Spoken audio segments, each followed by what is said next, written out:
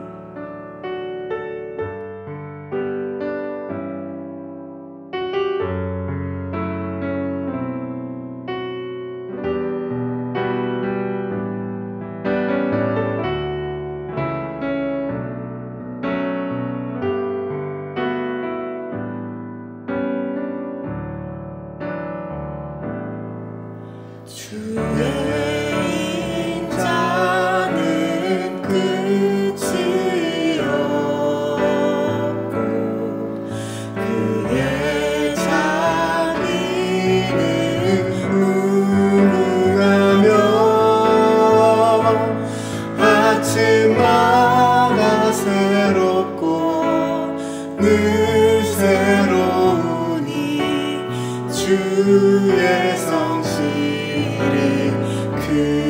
크니라. 성실하신 주님, 아침마다 새롭고 늘 새로우니 주의 성실이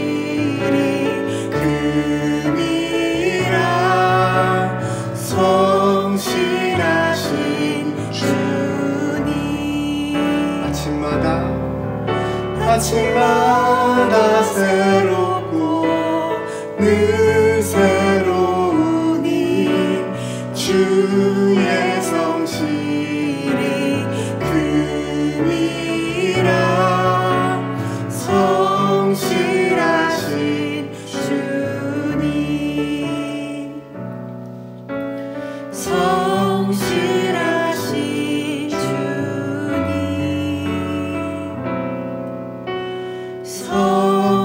성실하신 주님.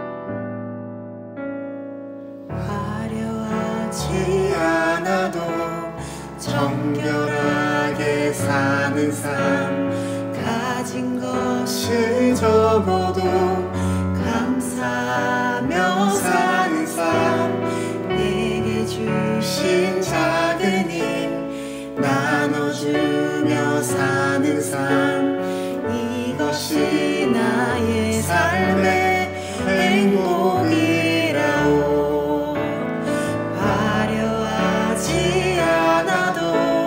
정결하게 사는 삶, 가진 것이 적어도 감사하며 사는 삶, 내게 주신 작은 힘 나눠주며 사는 삶, 이것이 나의 삶의 행복이라오.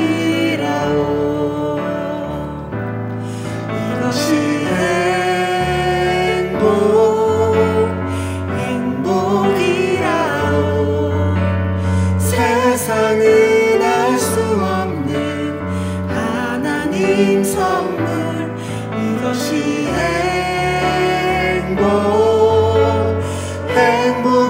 행복이라오. 하나님의 자녀로 살아가는 것 이것이 행복이라오.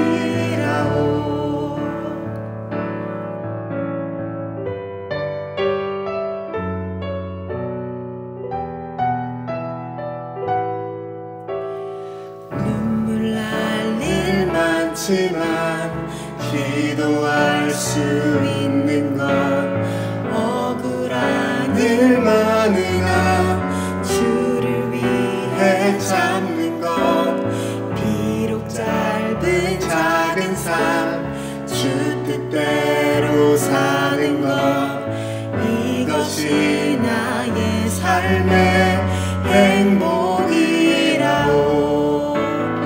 눈물 날 일 많지만 기도할 수 있는 것 억울한 일 많으나 주를 위해 잡는 것 비록 짧은 작은 삶 주 뜻대로 사는 것 이것이 나의 삶의 행복이라오.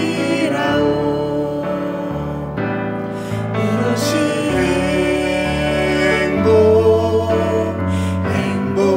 행복이라오. 세상은 알 수 없는 하나님 선물 이것이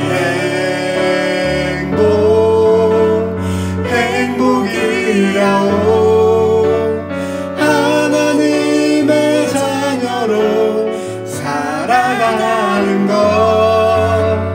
이것이 행복이라오. 이것이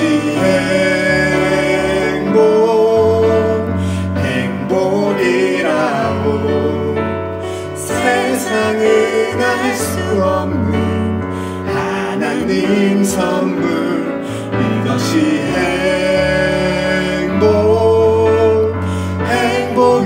행복이라오. 하나님의 자녀로 살아가는 것 이것이 행복이라오. 이것이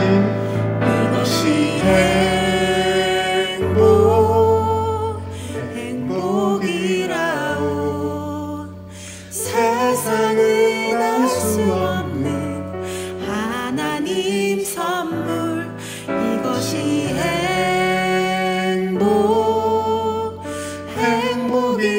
행복이라오. 하나님의 자녀로 살아가는 것 이것이 행복이라오.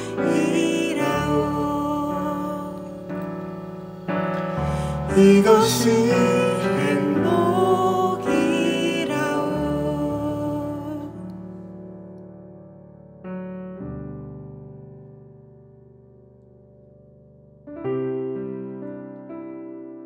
세상은 알 수 없는 그 기쁨과 평안, 하나님의 자녀로서 살아갈 때 주어지는 그 은혜가 우리 안에 있습니다. 우리 그 은혜를 마음껏 누리기 원합니다.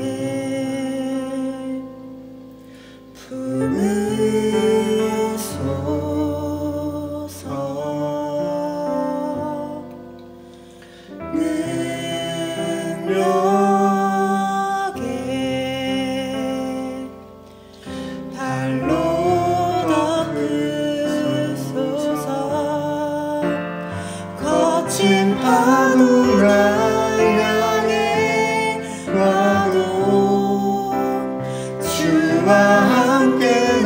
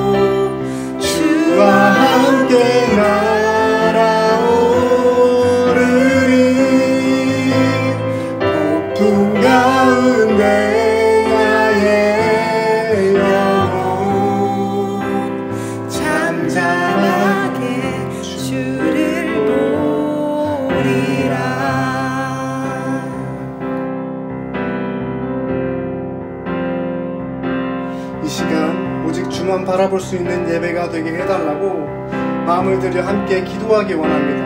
함께 기도합시다.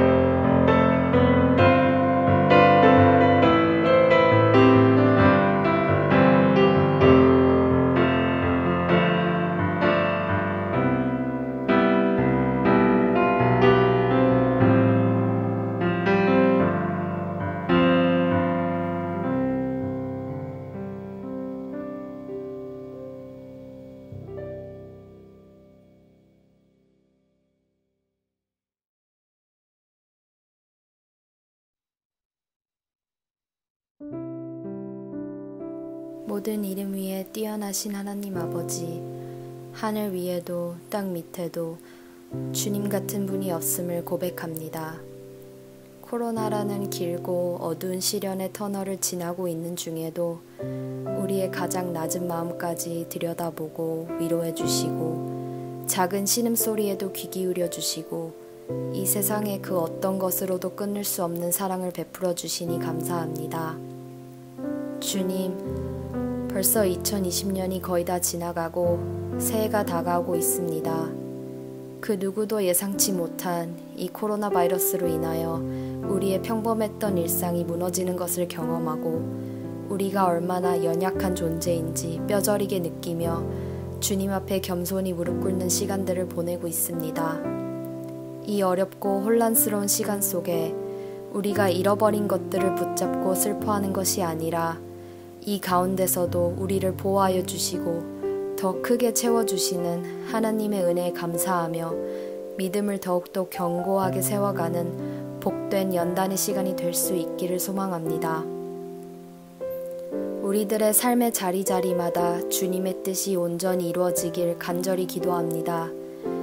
영원하지 않은 세상 것들을 의지하고 내다볼 수 없는 미래에 지레 겁먹는 것이 아니라 지금도 우리의 모든 순간순간에 함께 하시는 하나님을 의지하고 주님이 앞서 행하시는 새 일을 기대하는 마음으로 순종하며 따를 수 있도록 해주세요. 주님, 우리 공동체를 위해서 기도합니다.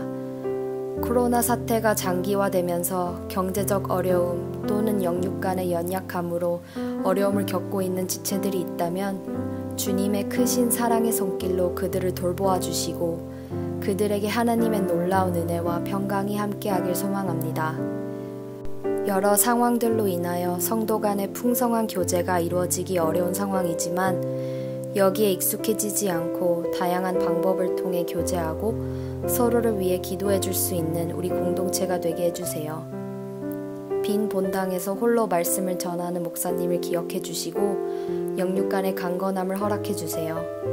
이 어려운 상황 가운데서도 주님의 일을 감당하기에 어려움과 부족함이 없게 해주세요. 이외에 촬영팀, 찬양팀, 그리고 편집팀을 비롯하여 보이지 않는 곳에서 온라인 예배를 준비하는 손길들을 기억해 주시고 축복해 주세요. 이 예배가 온전히 주님만을 위한 예배가 되길 원하며 살아계신 예수 그리스도의 이름으로 기도드렸습니다. 아멘.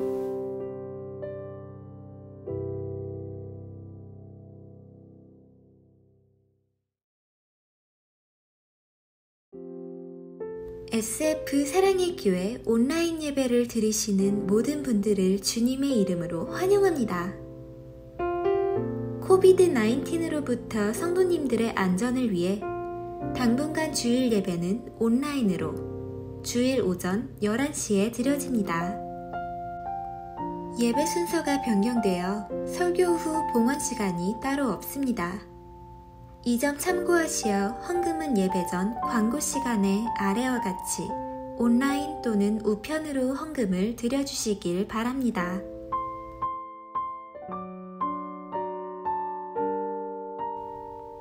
2020년 연말 행사는 다음과 같이 드려집니다. 참고하시고 착오 없으시길 바랍니다.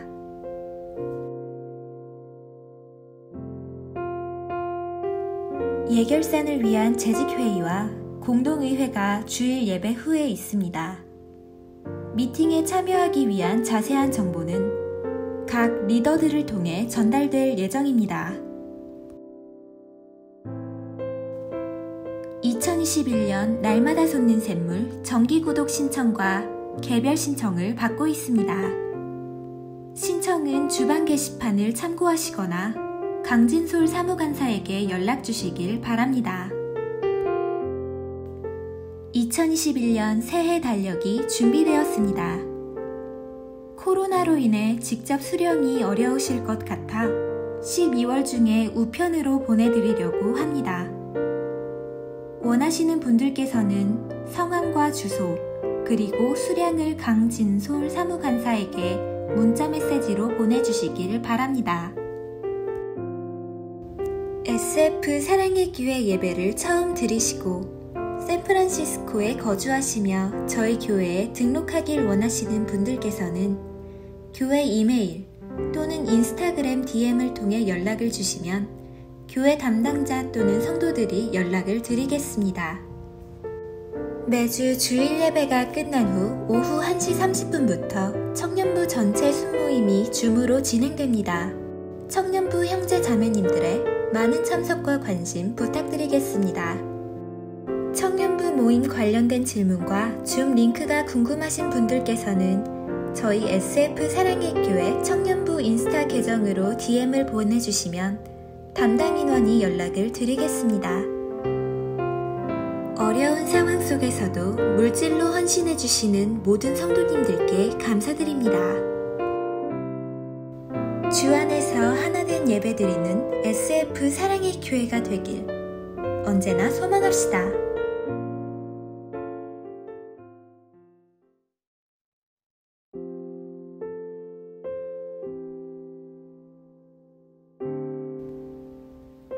나오미가 또 이르되 보라 네 동서는 그의 백성과 그의 신들에게로 돌아가나니 너도 너의 동서를 따라 돌아가라 하니 룻이 이르되 내게 어머니를 떠나며 어머니를 따르지 말고 돌아가라 강권하지 마옵소서.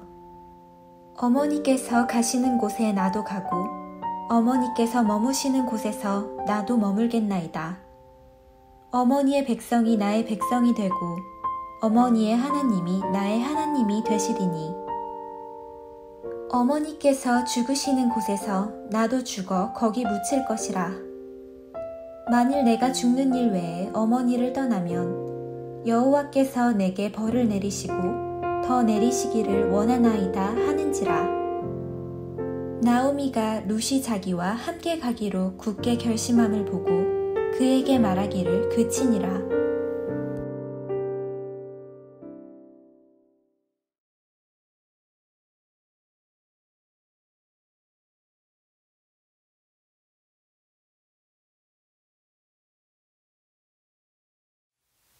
지난 주일에 나오미가 남편 죽고 또 사랑하는 두 아들들도 죽고 이제 자기하고 그리고 모압 출신의 며느리 둘만 남게 되었습니다. 그야말로 이제 미망인 셋만 가정에 남은 것이죠. 이제 정말 이 여인에게 희망이 있을지, 다시 예전처럼 웃음을 회복할 수 있을지, 행복한 나날을 맞이할 수 있을지 장담할 수 없는, 인간적으로 보면 이제 끝이 나버렸고 절망적인 상황을 맞이하게 되었습니다. 그런데 오늘 본문에 보면 하나님께서 이 끝나버린 것 같은 나오미의 생에, 나오미의 삶에 한 줄기 빛을 던져주고 계시는 모습을 우리가 보게 됩니다. 사랑하는 여러분, 하나님은 늘 이런 분이십니다. 우리 삶에, 어두운 내 삶에 빛을 던져주시는 분이 우리가 믿고 섬기는 하나님이십니다. 여러분, 성경에 보면 위대한 선언이 하나 있습니다. 사도 요한이 요한 1서 1장 5절 말씀에서 이렇게 선언합니다. 하나님은 빛이시라. 그에게는 어두움이 조금도 없으시니라. 이렇게 말씀합니다. 여러분, 하나님은 빛이세요. 어느 정도 빛이신가 하면 그분에게는 어두움이 조금도 없다고 말하고 있습니다. 여러분, 인생 중에 사람들 중에 정말 사람이 티 없이 맑고 깨끗하고 너무너무 밝고 순수한 그런 사람이 있죠. 자주 만나지는 못하지만 가끔 그런 사람을 만날 때가 있습니다. 우리가 그런 사람을 만나면 아주 신선하죠. 그런데 여러분, 아무리 사람이 깨끗하고 맑고 밝고 순수하고 티가 없어 보여도 그 사람 속에도 여러분 어둠이 있습니다. 어둠이 없는 사람이 아무도 없습니다. 저 사람은 사람이 참 맑고 깨끗하고 순수하고 정말 순결한 사람이기 때문에 저 사람 속에는 어둠이라고는 조금도 없을 거야. 그렇게 생각되는 사람도 어둠이 있어요. 어두운 부분이 틀림없이 있습니다. 누구나 그 속에 어두운 부분이 있습니다. 그래서 어떤 사람도 그 사람을 향해서 저 사람은 빛이야, 이렇게 말할 수 있는 사람은 아무도 없습니다. 그런데 여러분, 성경이 뭐라고 선언합니까? 우리가 믿고 섬기는 하나님은 빛이신데 그 빛이신 하나님 속에는 어두움이 조금도 없다고 말씀하고 있습니다. 여러분, 저는 이 선언이 너무너무 놀랍고 그리고 너무 좋습니다. 빛이신 하나님, 어둠이 조금도 없으신 하나님, 이 하나님이 제가 믿고 섬기고 따르는 하나님이라는 사실이 너무 좋아요. 여러분, 우리가 살면서 가끔 마음이 어두워질 때가 있지 않습니까? 앞이 캄캄할 때도 있죠. 또 마음에 절망감이 엄습해 들어올 때도 있습니다. 그런데 그때 하나님은 우리를 그 어두운 상태로, 어두운 마음의 상태로 그냥 있게 내버려 두시지 않고 반드시 우리에게 빛을 던져주시는 분이십니다. 여러분, 하나님께서 우리 마음에 빛을 주시면, 하나님께서 우리의 마음에 당신의 빛을 던져주시면 그 우리의 어둡던 마음이 순식간에 밝아집니다. 우리 마음속에 있던 모든 어두움들이 하나님의 그 빛 비추이심으로 말미암아 밝아집니다. 어둠이 물러갑니다. 그리고 희망이 찾아오고 기쁨이 솟아나고 다시 생명력이 약동하는 것을 경험하게 됩니다. 여러분과 제 삶 속에 있는 모든 어두움들을 빛 되신 하나님께서 다 물리쳐주시는 그런 은혜를 주시기를 주님의 이름으로 축복합니다. 오늘 바로 그 빛이신 하나님께서 나오미에게 한 줄기 빛을 던져주고 계십니다. 여러분, 하나님께서 징벌로 유다 땅 베들레헴에 흉년을 허락하셨죠. 그래서 이 엘리멜렉 집안이 모압 땅으로 이주해 가지 않았습니까? 그러다가 이제 10년 이상 시간이 지나고 나서 이제 다시 하나님께서 유다 땅 베들레헴에 풍년을 주셨다는, 하나님께서 자기 백성을 돌보셔서 풍년을 허락하셨다는 소식을 나오미가 듣게 됩니다. 여러분, 재미있는 것은 오늘 본문 6절에 보시면 나오미가 한 행동을 한번 잘 보십시오. 그 여인이, 나오미죠, 모압 지방에서 여호와께서 자기 백성을 돌보시사 그들에게 양식을 주셨다 함을, 그 다음 뭡니까? 듣고. 나오미는 먼저 들었습니다. 귀로 들었습니다. 하나님께서 자기 백성들을 기억하시고 신방하시고 방문하시고 돌보셔서 그 하나님의 백성들의 땅에 풍년을 허락하셨다는 소식을 들었어요. 기쁜 소식을 들었습니다. 그리고 나서 어떻게 합니까? 듣고 이에 두 며느리와 함께, 그 다음 뭐죠? 일어나. 듣고 일어났습니다. 여러분, 기쁜 소식은 우리를 일어나게 합니다. 기쁜 소식을 들으면 주저앉아 있던 사람도 다시 일어설 힘과 용기를 얻게 됩니다. 이게 좋은 소식의 힘이죠. 좋은 소식을 들으면 힘이 나요. 좋은 소식을 들으면 신납니다. 좋은 소식을 내 귀로 들으면 마음속에 용기가 생깁니다. 그래서 다시 자리에서 벌떡 일어나게 됩니다. 여러분, 오늘 우리에게 필요한 것은 좋은 소식입니다. 오늘 우리 모두가 목마르게 기다리는 것은 기쁜 소식입니다. 그렇죠? 근데 여러분, 어떻습니까? 아무리 귀를 열고 들으려고 해도 우리 귀에 들려오는 소식들은 대부분 흉한 소식들, 오히려 상황이 더 안 좋아진다는 소식밖에는 들리는 소식이 없어요. 그래서 그 소식을 듣고 있으면 앉아있다가 그냥 땅바닥에 펄썩 주저앉아 버릴 수밖에 없는 그런 소식들이 가득합니다. 이 세상에, 우리가 보는 이 세상에 정말 우리를 기쁘게 하고 우리를 즐겁게 하고 우리의 마음을 흥분시키는 기쁜 소식이 별로 없습니다. 여러분, 지금으로부터 약 2020년 전 유다 땅 베들레헴에도 사람들이 별로 기뻐할 소식이 없었습니다. 사람들이 로마의 압제에 시달리고 정치 지도자들은 다 자기 이익에 혈안이 되어 있고 종교 지도자들도 목양에 관심을 두지 않고 양들을 먹이고 양들을 섬기는 것에 마음을 두지 않고 양들을 취해서 자기 배 불리기에 바쁜, 그래서 사람들은 그 어디에서도 소망과 기쁨을 찾을 수가 없었습니다. 그때 하늘의 하나님께서 이 땅에 있는 모든 인생들에게 정말 좋은 기쁨의 소식을 들려주셨습니다. 여러분, 그 기쁜 소식이 무엇입니까? 하늘의 왕자이신 성자 하나님께서 이 땅에 몸을 입고 오셔서 친히 가난한 자로 오셔서 가난한 자들과 함께 사시면서 죄인들과 함께 사시면서 죄인들의 친구로 사시다가 그 죄인들을 너무너무 사랑하셔서 그 죄인들을 위해 대신 죽으시고, 그리고 죽으실 뿐 아니라 죽음에서 다시 살아나시고 부활하셔서 모든 죄 지은 자들을 구원하셨다는 소식이죠. 그 복되고 기쁜 소식을 듣고 사람들은 기뻐하고 즐거워하고 인생의 새로운 소망을 찾고 삶의 문이 열리고 하늘을 가는 참된 문과 길을 얻게 되어서 기뻐하면서 하나님을 찬양했습니다. 여러분, 오늘 우리의 삶에도 별로 기뻐할 소식이 없어요. 그렇죠? 오늘 우리의 삶에도 별로 기뻐할 일이 없을지 모르겠습니다. 그러나 여러분, 곰곰이 여러분과 제 자신을 생각해 보면 정말 우리가 기뻐하고 또 기뻐할, 영원토록 기뻐할 이유를 우리는 가지고 있는 사람들입니다. 우리는 사실 우리의 영혼을 영원토록 흥분시키고도 남을 기뻐할 이유를 이미 듣고 사는 사람들입니다. 무엇 때문입니까? 거룩하신 하나님께서, 의로우신 하나님께서, 완전하신 하나님께서, 어둠이 조금도 없는 빛을 가지고 계신 빛 되신 하나님께서 죄 많은 나를 위해서, 그 죄투성인 흠투성인 나를 사랑하셔서 나를 위해서 그 귀한 아들을 이 땅에 나 한 사람을 위해서 보내주셨다는 사실이죠. 여러분, 이 소식이 우리의 죽은 영혼을 살렸고 우리의 소망 없는 삶에 참된 소망을 주었고 웃음과 노래를 잃어버린 우리들에게 영원한 노래와 찬양을 선물해 준 줄로 믿습니다. 여러분, 기쁨의 소식을 들을 수 없다고 한탄하지 마시고 다른 험한 곳에서 기쁨의 제목을 찾으려고 하지 마시고 구유에 나를 위해서 나신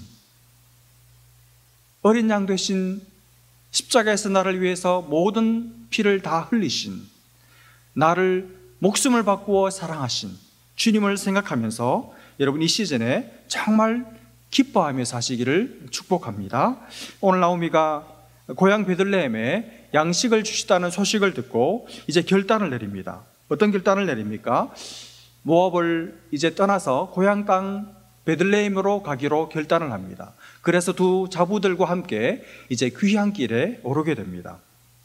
길을 떠났습니다. 근데 얼마 동안 가다가 갑자기 이 나오미가 멈춰서요. 그리고는 뒤를 돌아서 따라오던 두 며느리를 바라보고 이렇게 이야기합니다. 돌아가라는 거예요. 나 따라오지 말고, 나와 함께 베들레헴으로 가지 말고 너희 친정으로 돌아가라는 겁니다. 그러면서 하나님의 복을, 하나님의 축복을 빌어주면서 친정으로 돌아가라고 말합니다. 그러니까 두 며느리들이 시어머니가 하는 그 소리를 듣고 그 자리에서 엉엉 웁니다. 소리를 높여서 웁니다. 여러분, 지금 이 장면, 시어머니는 며느리들한테 더 이상 나 따라오지 말고 친정 가라 그러고, 며느리들은 그 시어머니가 하는 말을 듣고 아무 소리 못하고 복받쳐 오르는 그 서름과 슬픔에 겨워 눈물 흘리는 이 장면, 여러분, 이 장면이 이해가 되시죠? 시어머니는 며느리들을 생각해서 친정으로 가라 그러고, 며느리들은 시어머니가 너무너무 불쌍하고 앞으로 저 연로한 나이에 혼자서 고향 땅에 가서 어떻게 살까? 심히 걱정되고 안타깝고 너무 그 인생이, 기구한 인생이 불쌍해서 울고. 어떻습니까, 여러분?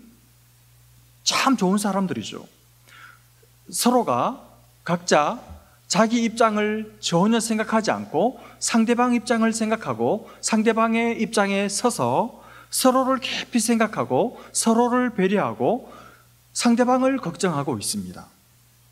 여러분, 이 장면에서 여러분은 어떤 것을 느끼십니까? 저는 이 장면을 보면서 인간적인 정이 많이 느껴졌습니다. 양쪽 다 정이 너무 많아요. 정이 그야말로 흘러넘치고 있습니다. 따뜻한 뜨거운 정이 이 양편 사이를 감싸고 있고 양편 주변을 흐르고 있는 것을 느낄 수가 있었습니다.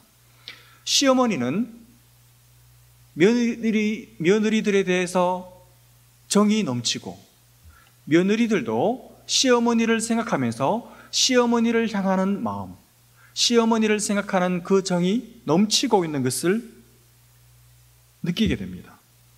정말 아름다운 고부관계죠. 정말 아름다운 인간관계의 모습이죠.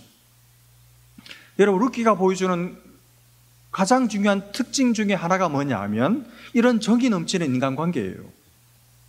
여러분, 신앙이 좋은 사람은 어떤 사람이냐 하면 정이 많은 사람입니다. 예수 믿는 사람들은 정이 넘치는 사람들입니다. 다정한 사람이, 정이 많은 사람이 예수 믿는 사람입니다. 예수를 믿는데 정이 없다. 예수를 믿는 사람인데도 쌀쌀한 바람이 분다. 뭐가 잘못된 것이죠. 여러분, 말세의 특징 중에 하나가 뭐냐 하면 정이 없는 겁니다. 무정한 것입니다. 디모데후서 3장 2절부터 5절까지 말씀해 보면 사도 바울이 말세가 되면 많은 사람들이 고통스러워할 것이다. 그러면서 이런 수많은 이유들 때문에 많은 사람들이 물질적으로는 풍족한데 고통스러울 거야. 이렇게 미리 이 미래를 예측하는 그런 말씀을 해요. 여러분, 왜 말세가 되면 수많은 사람들이 고통스럽게 인생을 살게 됩니까? 이런 이유들 때문입니다. 사람들이 자기를 사랑하며 자기를 사랑하니까 고통스러운 거예요. 그 다음, 돈을 사랑하며 돈을 쓸 줄을 모르고 돈을 부릴 줄을 모르고 돈을 사랑해서 그 돈의 연모를 받기 위해서 애를 쓰기 때문에 고통스러운 겁니다. 자랑하며 교만하며 비방하며 부모를 거역하며 감사하지 아니하며 거룩하지 아니하며 이런 것들 때문에 자기가 고통스럽다는 뜻입니다. 그 다음 뭔지 아십니까? 무정하며 정이 없다는 말이죠. 여러분, 한국말 중에 너무너무 좋은 단어 중에 하나가 있는데 그게 정이라는 말입니다. 정. 한국 사람들은 예로부터 정이 참 많았습니다. 동네에도 마을에도 읍내에도 그리고 교회에도 예전에는 참 정이 넘쳤습니다. 근데 요즘 세상은, 그리고 요즘 교회는 정이 별로 없어요. 무정합니다. 여러분, 무정하다 이렇게 하니까 별로 잘 실감이 안 나실 것 같은데 다른 단어로 제가 한번 바꿔볼까요? 무정이라는 말 대신에 냉정, 이렇게 바꾸면 여러분 조금 더 피부에 와닿으실 것 같습니다. 사람들이 냉정합니다. 차갑습니다. 따뜻하지를 않아요. 정이 없어요. 함께 보낸 세월이 얼만데 정이 안 느껴져요. 오고 가는 정이 없습니다. 여러분, 오늘 나오미와 이 두 며느리들 보십시오. 어떻습니까? 정이 넘칩니다. 무정이 뭡니까? 냉정이 뭐예요? 열정으로 끌어오르고 있어요. 여러분, 교회가 그리고 우리 가정이 무정이 아니라 냉정이 아니라 뜨거운 사랑으로 넘칠 수 있기를 바랍니다. 오늘 이 나오미와 두 며느리는 그동안 살면서 서로에게 정을 많이 쌓은 것 같아요.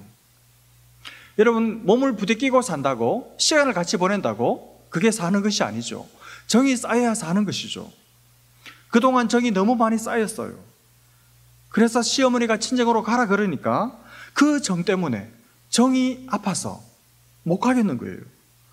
시어머니가 너무 안 돼서 그 인생이 너무 불쌍해서 못 갈 뿐만 아니라 그 자리에서 웁니다. 소리 높이 웁니다. 시어머니도 앞으로 자기 살 길이 없는데도 불구하고 그 생각이 안 드는 거예요. 나와 함께 했던 이 며느리들, 정말 나를 지극정성으로 섬겨줬던 이 두 며느리들을 생각하는 겁니다. 며느리들이 이제는 친정 가서 잘 살아야지, 잘 살았으면 좋겠다, 그 생각밖에 없는 겁니다. 서로 간에 정이 넘치고 있는 것이죠. 정말 아름다운 모습입니다. 한참을 울었겠죠. 그러고 나서 이 두 며느리들이 이제 시어머니 나오미에게 이렇게 말합니다. 10절 말씀을 보십시오. 나오미에게 이르되 아니니이다. 우리는 어머니와 함께 어머니의 백성에게로 돌아가겠나이다 하는지라. 무슨 말입니까? 친정 안 가겠다는 말입니다. 여러분, 대단한 결심이죠. 아무리 시댁이 좋기로서니 친정만 하겠어요? 아무리 시어머니가 걱정되어도 시어머니보다 친정 엄마가 더 앞서는 거잖아요. 그런데도 친정 안 가겠다는 겁니다.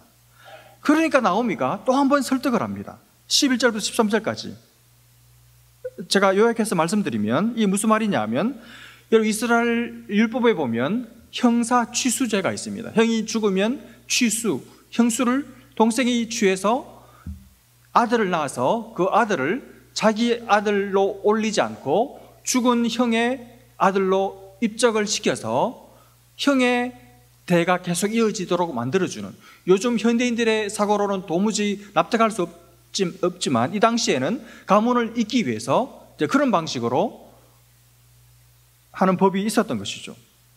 나오미가 뭐라고 말하냐 하면, 내가 지금 아이를 가진다고 해도 그럴 수 있는 기회가 없다는 것이죠. 그러니 그런 거 기대하지 말고 빨리 친정으로 돌아가라는 것입니다. 그러니까 그 소리를 듣고 이 며느리들이 또 소리 높여 울고 나서 둘째 며느리 오르바는 설득이 되었는지 이 시어머니와 작별을 하고 돌아갑니다. 근데 룻은 그 말을 듣고도 안 가요. 안 가고 끝까지 시어머니를 따라가겠다고 시어머니를 붙들고 매달리고 있습니다. 여기서 여러분, 성경이 아주 재미나는 표현을 하나 쓰는데, 룻이 나오미를 어떻게 했다고 말하고 있습니까? 14절 말씀 보시면, 그들이 소리를 높여 다시 울더니 오르바는 그의 시어머니에게 입 맞추되 떠나갔죠. 룻은 그를 붙쫓았더라. 붙쫓았다, 이런 표현을 씁니다. 이런 말 사실 우리가 잘 안 쓰는 표현이죠. 붙쫓았다. 성경에도 흔히 잘 쓰는 말이 아닙니다.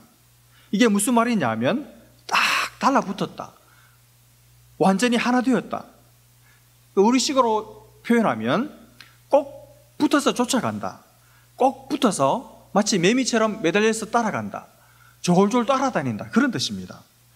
여러분, 똑같은 단어를 창세기 2장 24절에 보면 부부관계를 설명할 때 똑같은 단어를 써요. 이러므로 남자가 부모를 떠나 그의 아내와 합하여 둘이 한 몸을 이룰지로다 할 때, 요 남편이 아내와 합한다 할 때 그 합한다는 단어가 똑같은 단어입니다.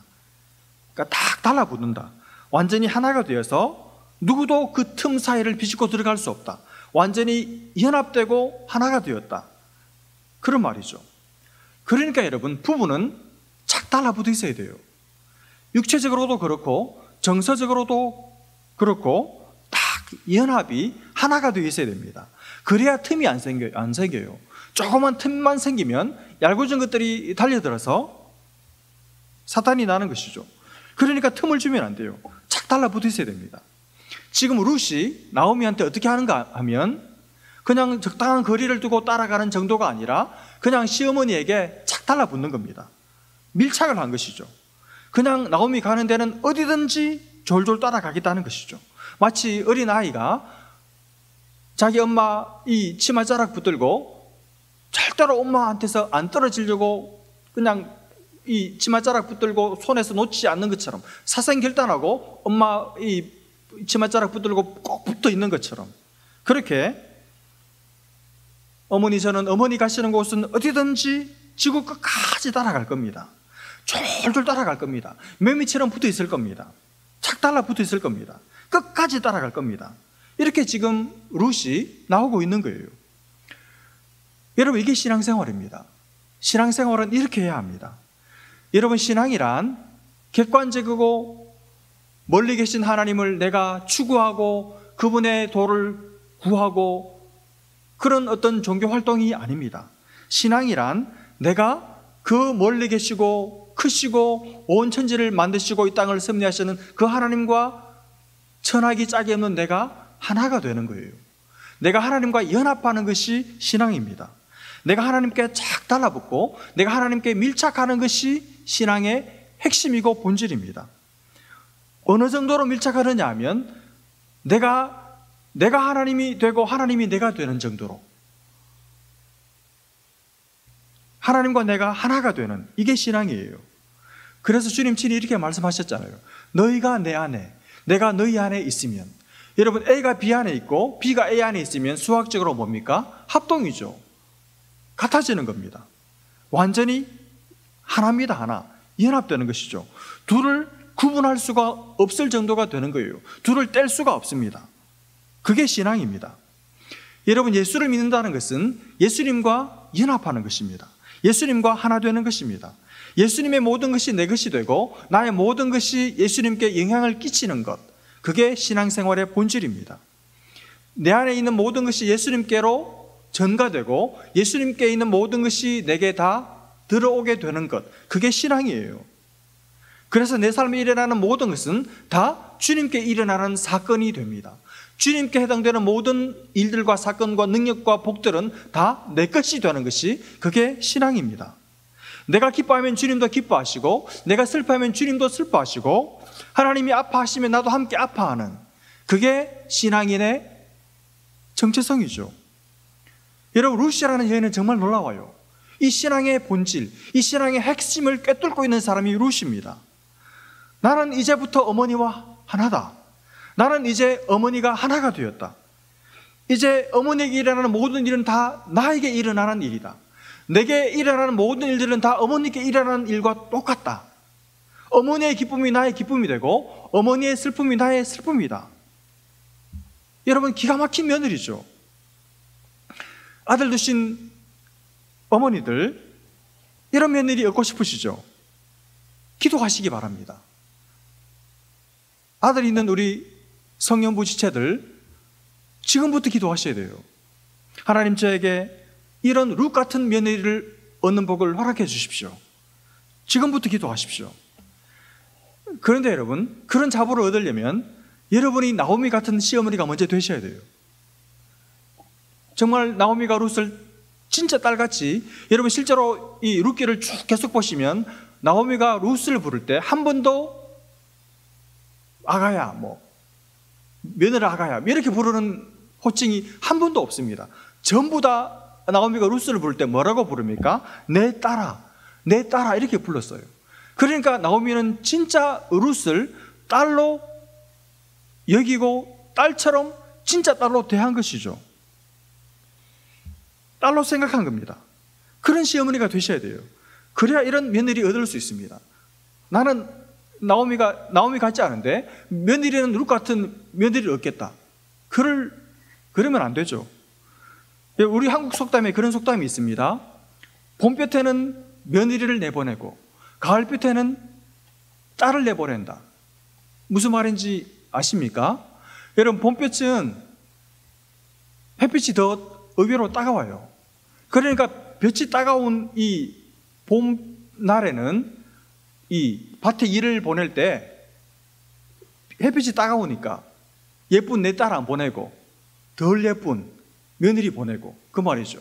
그리고 상대적으로 봄볕보다 좀 덜 따가운 볕이 드는 이 가을 볕에는 누구를 보냅니까? 내 딸을 보내죠. 며느리 안 보내고.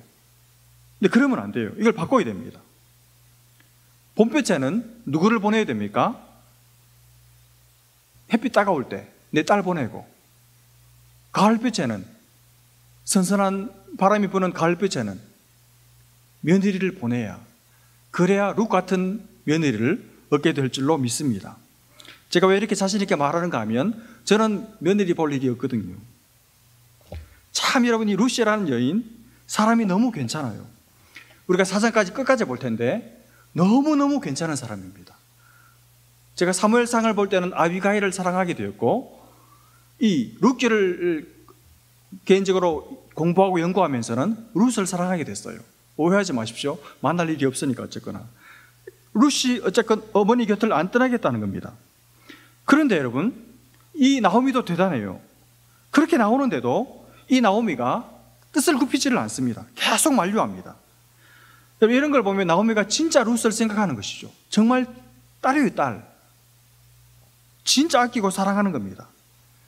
정말 룻을 생각해서 룻을 위해서 간곡하게 만류하는 것이죠. 그러니까 룻도 정말 좋은 며느리지만 이 나오미도 인간적으로 너무 좋은 시어머니죠. 여러분, 룻이 그 정도로 나오면 그래, 네 뜻이 정 그렇다면 알겠다, 가자, 같이 가자, 그럴 만도 한데 나오미가 어떻게 합니까? 한 번 더 설득합니다. 15절 말씀 보시면 네 동서는 갔는데 너는 왜 안 가냐? 너도 돌아가라. 그렇게 말해요. 그러니까 이것을 보면 나오미가 룻을 돌려보내려고 하는 이것이 인사치레가 아니라 진심이었다는 것을 알 수 있습니다. 룻을 생각한 것이죠. 룻의 행복을 생각한 것이죠. 그런데 여러분, 이런 놈 위에 나는 놈입니다. 나오미도 대단한데 룻은 더 대단합니다. 룻은 이 어머니의 그 말을 듣고 나서 한 발짝 더 가까이 나오미에게 밀착합니다. 이렇게 어머니에게, 어머니가 더 이상 말을 꺼내지 못하도록 위대한 헌신의 고백을 합니다. 여러분, 저는 이 고백을 듣고 있으면 가슴이 떨려요. 어떻게 이 모압 여인이 하나님을 어릴 때부터 경험하지 못했을 텐데 어떻게 이런 고백을 할 수 있었을까? 놀랍습니다. 여러분, 룻의 고백 같이 한번 읽어볼까요? 16절, 17절 말씀인데, 룻의 심정을 생각하면서 같이 한번 읽어보겠습니다. 시작. 룻이 이르되 내가 어머니를 떠나며 어머니를 따르지 말고 돌아가라 강권하지 마옵소서. 어머니께서 가시는 곳에 나도 가고 어머니께서 머무시는 곳에서 나도 머물겠나이다. 어머니의 백성이 나의 백성이 되고 어머니의 하나님이 나의 하나님이 되시리니 어머니께서 죽으시는 곳에서 나도 죽어 거기 묻힐 것이라. 만일 내가 죽는 일 외에 어머니를 떠나면 여호와께서 내게 벌을 내리시고 더 내리시기를 원하나이다 하는지라. 여러분, 룻의 이 고백을 듣고 있으면 이 룻의 마음이 느껴지는 것 같습니다. 한마디로 이 젊은 여인 룻이 자기 어머니에게 자기 인생을 다 건 거예요. 어머니에게 자기를 던진 것이죠. 여러분, 위대한 헌신이죠. 저는 여러분 이 말씀 보면서 우리가 하나님을 이렇게 섬겨야 되는 것이 아닌가, 그런 생각을 했습니다. 사랑하는 여러분, 우리가 이렇게 주님을 섬겨야죠. 우리 전부를 다 드려서 그렇게 주님을 사랑하고 그렇게 주님을 섬기고 주님께 내 모든 걸 다 드려야죠. 여러분, 우리가 헌금을 드리는 이유가 뭡니까? 그 얼마 안 되는 그 헌금만 드리는 것이 아닙니다. 헌금뿐만 아니라 내 존재 전부를, 내 삶 전부를 주님께 드리는 거예요. 그래서 여러분, 정말 주님을 사랑하는 사람, 정말 주님을 경외하는 사람은 헌금 시간이 다가올 때 가슴이 떨립니다. 하나님을 사랑하는 마음 때문에, 내가 하나님께 드릴 수 있다는 그 사실 때문에 가슴이 떨리고 온몸이 떨리는 그런 감동과 감격과 전율이 있어요.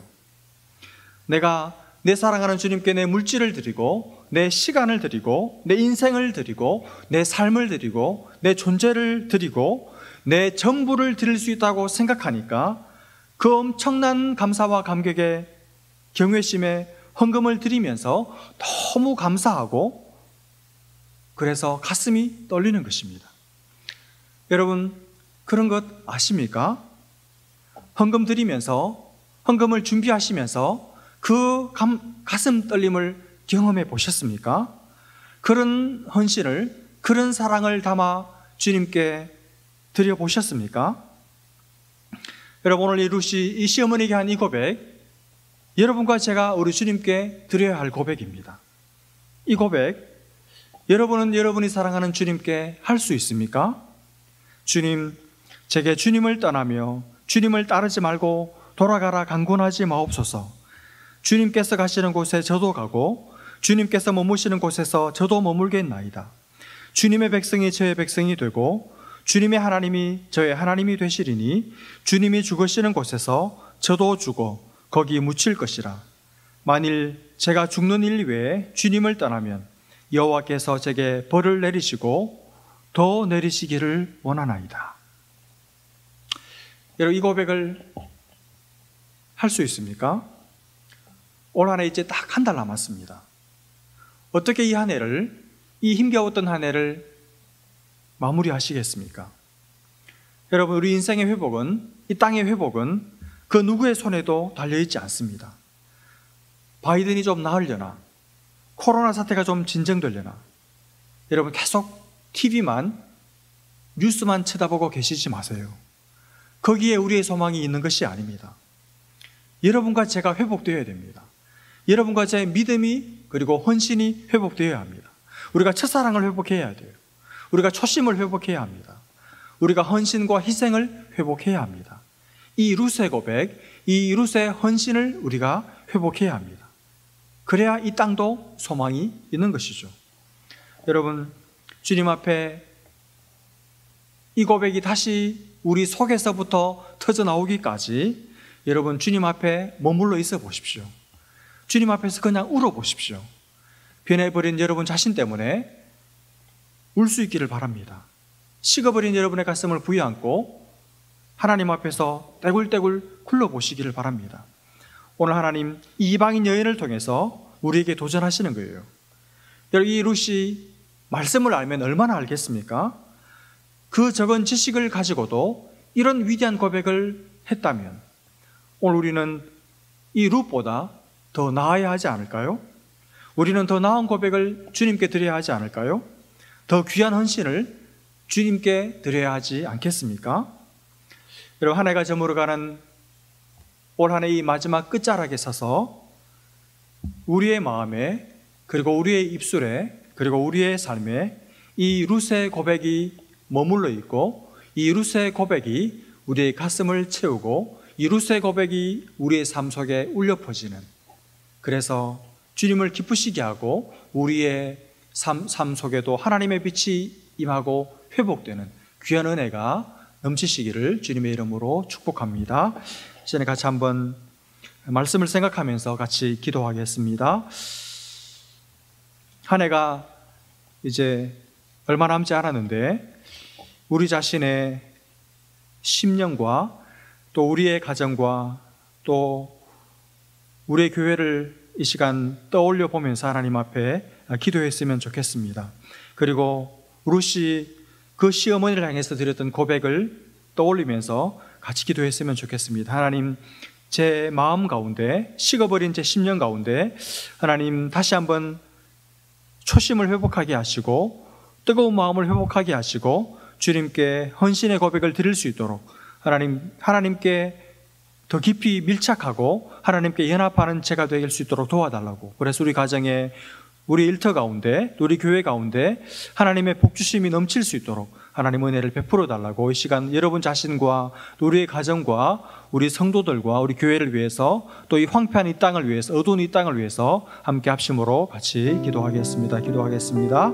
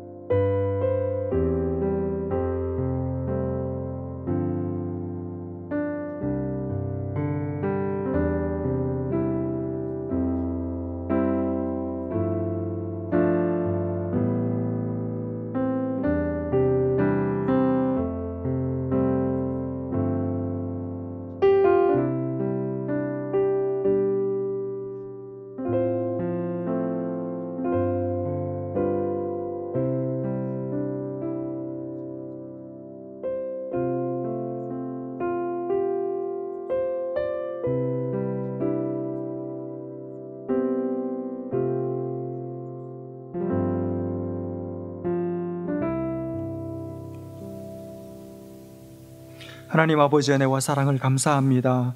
지난 한 해 동안 신실하시게 우리의 삶을 인도하시고 또 우리의 삶에 복 주시고 또 은혜 주신 것을 감사합니다. 하나님, 우리가 오늘 이 말씀 앞에서 이방 여인 룻보다 더 차가운 가슴을 가지고 있는 우리의 마음을 발견합니다. 하나님 아버지, 온 세상이 차가워지고 말세가 되면 많은 사람의 사랑이 식어지리라 말씀하셨는데 많은 사람의 사랑뿐 아니라 성도들의 사랑마저도 식어버린 우리의 가슴을 우리가 직시하면서 하나님 아버지, 다시 한번 우리의 마음이 회복되고 다시 한번 주님 앞에 헌신과 희생을 회복할 수 있기를 간절히 소원합니다. 주님 오셔서 우리 성도들 한 사람 한 사람의 마음을 붙들어 주시고 우리 속에 주님의 마음을 부어주셔서 주님을 변치 않고 섬기고 또 사랑하고 따르고자 하는 헌신된 마음이 다시 한번 새로워질 수 있도록 하나님 은혜를 베풀어 주옵소서. 우리의 심령에 또 우리 성도들의 가정 가운데 하나님 사랑이 식어지지 않도록 주님 은혜를 베풀어 주옵소서. 하나님, 이제 얼마 남지 않은 올해 며칠 동안 하나님 우리가 더 주님 앞에 밀착하게 하시고 룻이 시어머니 나오미를 붙쫓은 것처럼 그렇게 주님을 붙쫓는 우리 모두 될 수 있도록 도와주셔서 주님과 우리가 하나 되어 주님의 뜻을 이루며 주님의 모든 기쁨을 누리며 살아가는 우리 모든 성도들 되게 하여 주옵소서. 우리 주일학교 아이들 또 우리 청년들 또 우리 신혼부부들, 성년부 지체들, 우리 갈렙 어르신들에 이르기까지 하나님 연말에 건강 지켜주시고 마음에 기쁨과 평안을 더하여 주시고 하나님 아버지 넘치도록 하나님의 기쁨과 하나님의 은혜가 넘치게 하여 주옵소서. 이 시간 우리 존재를 드리며 우리의 전부를 드리는 심령으로 하나님 앞에 예물 드린 사랑하는 성도들의 이 예물을 기뻐 받아주시고 우리 성도들의 삶 가운데 물질의 복도 더하여 주셔서 많은 사람들을 돕고 많은 사람들에게 하나님의 사랑을 나누는 일에 쓰임받는 우리 모든 성도들 다 되게 하여 주옵소서. 믿고 감사하며 예수님의 이름으로 기도합니다. 아멘. 이제는 우리를 위하여 자기를 버리신 우리 구주 예수 그리스도의 은혜와 하나님 아버지의 끝이 없는 사랑하심과 성령님의 교통하심이 룻의 고백이 우리의 고백이 되기를 소원하고 그 뜨거운 마음을 하나님께 구하며 살기로 다짐하고 돌아가는 모든 하나님의 사람들 머리 위에 우리 이들의 가정과 일터와 또 이 땅 가운데 이제로부터 영원토록 함께 계실지어다.